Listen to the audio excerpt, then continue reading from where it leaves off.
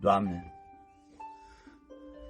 dăm copilăria și părinții de la țară, doar o zi, fie și un ceas, că mi-e dor să-i văd iară, să mai simt îmbrățișarea caldă a bunicii mele, când părinții mă certau că făceam destule rele, să mă cheme de pe drum, să mă așez la masa cu 3 picioare și cu lingura de lemn să mănânc laptele fiert din căldare și apoi să mă trimite cu ulciorul la fântână apă rece să le aduc, că-mi spuneau că acolo-i cea mai bună. Și părinții m-au iubit ca bunicii niciodată.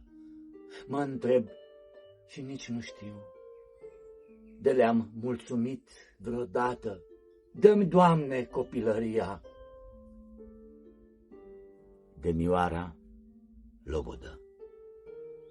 Zi faină, dragii mei.